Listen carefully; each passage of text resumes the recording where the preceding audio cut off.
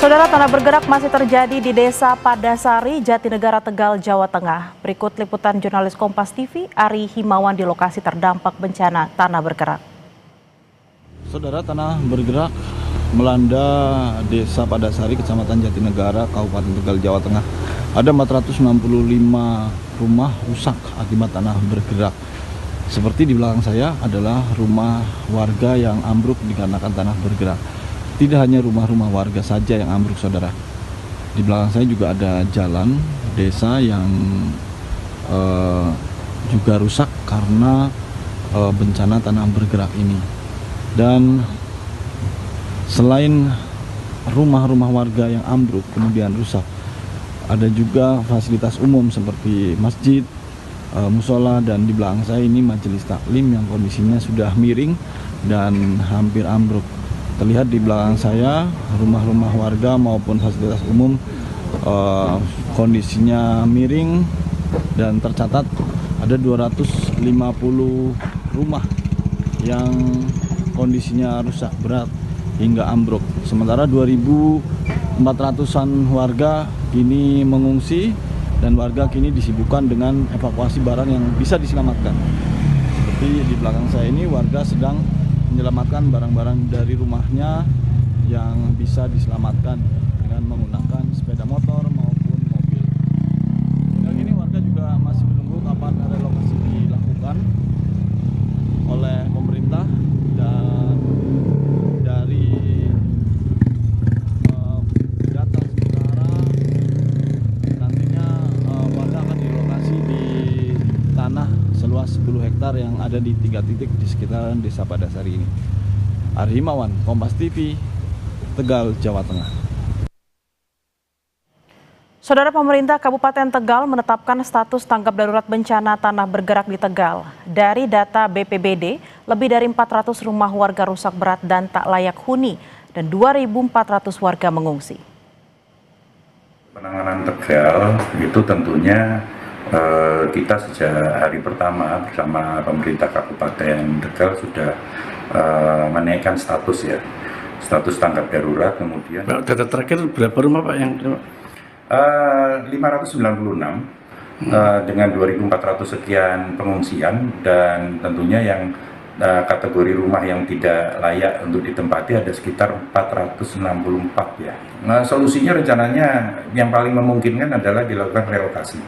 Di mana relokasi ini juga sedang dilakukan identifikasi lokasi relokasinya ya.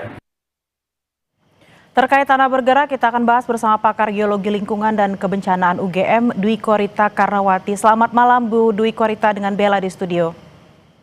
Selamat malam Mbak Bella, Assalamualaikum warahmatullahi wabarakatuh. Waalaikumsalam Ibu. Bu, sebenarnya apa sih yang dimaksud dengan tanah bergerak, penyebabnya apa, lalu apa perbedaannya dengan tanah longsor? Tanah bergerak merupakan salah satu jenis gerakan tanah. Nah, tetapi apa bedanya dengan longsor? Kalau gerakan tanah pada kemiringan lereng yang tidak landai, jadi misalnya kemiringan lereng 20 derajat, 30 derajat, 40 derajat dan lebih curam, dan gerakannya itu berarti menjadi cepat karena lerengnya miringnya curam, dan itu melalui bidang luncur, maka disebut sebagai longsor. Jadi longsor itu adalah gerakan tanah. Namun kalau kemiringan lereng itu sangat landai, mendekati datar, misalnya kemiringan lereng 10 derajat, ya, itu maka apabila terjadi gerakan pada tanah, kecepatannya itu sangat lambat. Bahkan istilah teknisnya disebut merayap. Sering dikatakan rayapan tanah. Sama-sama gerakan tanah, tapi satu lerengnya curam, disebut longsor karena kecepatan tinggi dan membahayakan, karena bisa mematikan. Kalau lerengnya landai, kecepatannya merayap, tidak mematikan, namun merusak konstruksi bangunan. Namun kalau bangunannya roboh, dapat menimpa seseorang dan bisa mematikan secara tidak langsung. Demikian. Bu Dwi Korita, terkait dengan tanah yang tadi dibilangnya merayap seperti itu ya Bu. Nah, tanda-tanda awal tanahnya ini akan bergerak itu seperti apa Bu? Kadang mungkin orang nggak ngerti, oh mungkin tanahnya cuma bergeser sedikit seperti itu. Tanda-tandanya Bu? Tanda-tandanya biasanya diawali dalam kondisi jenuh. Misalnya sering terjadi di musim hujan. Tiba-tiba tanah retak-retak. Biasanya memotong jalan, bahkan lantai rumah pun bisa terpotong menjadi retak. Berarti kekuatannya besar itu sebetulnya, meretakkan lantai rumah. Dan kalau itu terus terjadi hujan atau pembasahan pada tanah, akibatnya retakan-retakan itu jumlahnya semakin banyak, semakin bertambah, sistematis, dan terjadi amblesan-amblesan. Dalam penelitian kami, tanah bergerak bisa mengakibatkan rumah itu terpotong ambles, turunnya tuh bisa 4 meter. Tapi pergerakannya tidak cepat. Perlahan-lahan. Jadi kadang-kadang kita tidak merasakan, tidak langsung anjlok, itu tidak.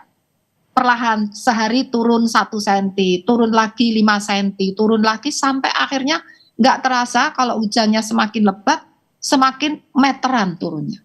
Jadi tanda-tanda awal ada deformasi pada tanah, pada jalan, pada rumah-rumah, akibatnya terjadi amblesan-amblesan, dan bahkan kalau rumah itu ambles, tiangnya kan ada yang satu di atas, satu di bawah.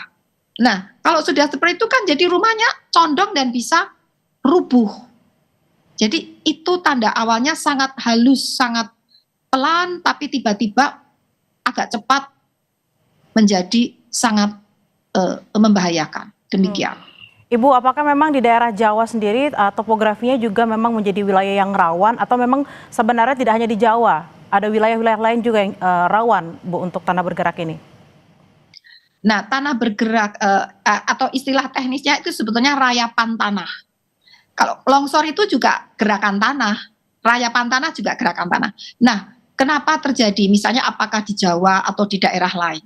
Nah, ini dikontrol oleh kondisi geologi. Tidak, kalau rayapan itu tidak membutuhkan lereng yang curam. Lereng yang landai itu bisa terjadi karena di situ ada lapisan lempung yang kaya akan kandungan montmorillonite. Itu jenis lempung yang apabila terkena air itu bisa mengembang 8 kali lipat dari volume asal. Bisa dibayangkan, pengembangnya 8 kali lipat. Dan itu mempunyai tekanan yang kuat, sehingga kalau ada beban di atasnya, misalnya lantai rumah, itu bisa terdesak. Nah, dan karena itu mengembang, maka kehilangan kohesi. Kohesi itu adalah kekuatan untuk mengikat antar partikel. Dan kalau kohesi itu hilang, dikala lempung itu kering, kohesinya kuat, tinggi, saling mengikat seperti meja kuat. Tapi begitu kena air, ini ikatan antar molekul atau ya antar molekulnya itu menjadi memuai bisa 8 kali lipat, sehingga bisa kenampakannya seperti odol, seperti pasta gigi. Dari kenampakan meja keras dari kayu berubah menjadi pasta gigi. Bisa dibayangkan kalau di atasnya rumah, maka rumah kita bertumpu di atas pasta gigi, itu kan berarti sangat terjadi deformasi, perubahan bentuk dari lantai rumah itu dipaksa, ada yang turun, ada yang mau bertahan tidak turun, akhirnya retak. Jadi penyebabnya adalah lempung abu-abu kebiruan yang mengandung montmorillonite, itu banyak dijumpai di Jawa. Tidak hanya di Tegal, itu di Karanganyar, di Banjarnegara, di Purworejo, di Kebumen, di Banjarnegara sudah, di Majenang, ya. Dan di Jawa Barat juga banyak, itu banyak dijumpai. Jawa Timur pun ada, namun karena realita di lapangan itu kebanyakan di Jawa Barat dan Jawa Tengah. Terutama Tapi sebenarnya Bu, maaf saya potong, apakah tempat-tempat ini masih bisa ditempati seperti itu? Karena kalau kita lihat kan tanahnya banyak tadi di beberapa daerah, ada orang yang sudah di situ. Apakah wilayah ini masih bisa ditempati? Lalu mitigasinya seperti apa untuk meminimalisir supaya tidak ada korban yang jiwa yang terjadi karena tanah bergerak ini? kalau curah hujan di daerah itu tinggi, berarti pembasahan penjenuhan tanah itu tinggi juga, dan itu data penelitian kami sejak tahun sebelum 2000 itu kebanyakan daerah-daerah yang curah hujan tinggi itu akan bergerak terus, dibenahi, diperbaiki, diberi saluran drainase, aliran air hujannya dijauhkan dari zona itu, tapi sudah berhenti beberapa waktu akhirnya akan bergerak lagi. Lalu mitigasinya bagaimana?